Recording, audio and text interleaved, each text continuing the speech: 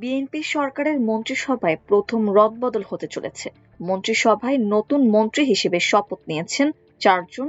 তাদের একজন আগে প্রতিমন্ত্রী ছিলেন, আর প্রতিমন্ত্রী হিসেবে শপথ নিয়েছেন 2 জন। পূর্ণ মন্ত্রী হিসেবে শপথ নিয়েছেন বিএনপির স্থায়ী কমিটির সদস্য আব্দুল মঈন খান, বাংলাদেশ জাতীয় পার্টির চেয়ারম্যান আন্দালিব রহমান পার্থ, বেসামরিক বিমান পরিবহন ও পর্যটন প্রতিমন্ত্রী রশিদুজ্জামান মিল্লাত ও সংসদ সদস্য সাচিং প্রু জেরি।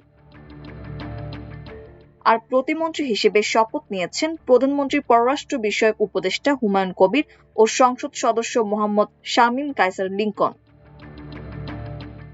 আজ সন্ধ্যায় বঙ্গভবনে রাষ্ট্রপতি হিসেবে শপথ নিয়েছেন মির্জা ফখরুল ইসলাম আলমগীর। এরপর প্রথমে 4 জন পূর্ণ ও 2 জন প্রতিমন্ত্রীকে শপথ পড়ান তিনি। এই রদবদলে বেশ কিছু গুরুত্বপূর্ণ মন্ত্রণালয়ে নতুন মুখ আসার পাশাপাশি কয়েকজনের পদোন্নতি ও দপ্তর পরিবর্তন হয়েছে। এখন মন্ত্রিসভার সম্ভাব্য রদবদলে মির্জা ফখরুলের ছেড়ে আসা স্থানীয় সরকার মন্ত্রণালয়ের দায়িত্ব বিএনপির অন্যতম জ্যেষ্ঠ নেতা মঈন খান পেতে যাচ্ছেন বলে জানা গেছে। তথ্য ও সম্প্রচার মন্ত্রণালয়ের দায়িত্ব পেতে যাচ্ছেন বিজেপি চেয়ারম্যান আন্দালিব রহমান পার্থ। সংশ্লিষ্ট সূত্র বলছে, বর্তমানে তথ্য মন্ত্রণালয়ের মন্ত্রীর দায়িত্বে থাকা জহিরুদ্দিন স্বপন প্রধানমন্ত্রী তারেক রহমানের উপদেষ্টা হচ্ছেন। সরকারের উচ্চ পর্যায়ের একাধিক সূত্র বলছে, বিএনপির নির্বাহী কমিটির সদস্য সাচিং প্রু জেরি পার্বত্য চট্টগ্রাম বিষয়ক মন্ত্রণালয়ের পূর্ণ মন্ত্রী হচ্ছেন। সাংস্কৃতিক ব্যক্তিত্ব শামীম কায়সারকে ধর্ম বিষয়ক মন্ত্রণালয়ের প্রতিমন্ত্রী হিসেবে মন্ত্রিসভায় অন্তর্ভুক্ত করা হয়েছে। এই রদবদলে পদোন্নতি পেয়েছেন রশিদুজ্জামান মিল্লাত। এর আগে তিনি প্রতিমন্ত্রী হিসেবে দায়িত্ব পালন করেছেন এবং নতুন বিন্যাসে তাকে পূর্ণ মন্ত্রী করা হয়েছে। তিনি বেসামরিক বিমান পরিবহন ও পর্যটন মন্ত্রণালয়ের মন্ত্রী হচ্ছেন। এই মন্ত্রণালয়ের বর্তমান মন্ত্রী আফরোজা খানম রিদাকে খাদ্য মন্ত্রণালয়ের দায়িত্ব দেওয়া হতে পারে। এছাড়া টেকনোক্রেট কোটায় প্রধানমন্ত্রীর পররাষ্ট্র বিষয়ক উপদেষ্টা হুমায়ুন কবিরও মন্ত্রিসভায় অন্তর্ভুক্ত হয়েছেন। তিনি এবার পররাষ্ট্র প্রতিমন্ত্রী হিসেবে দায়িত্ব পালন করবেন।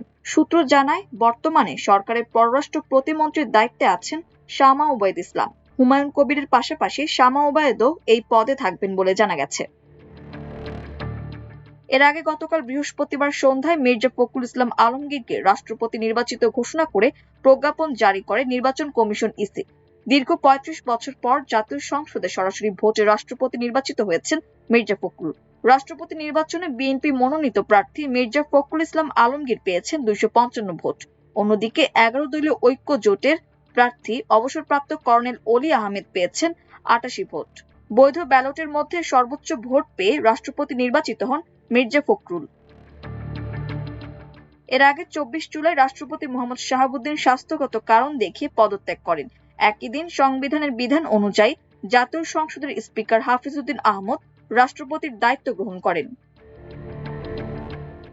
মাল্টিমিডিয়া ডেস্ক, আমার দেশ।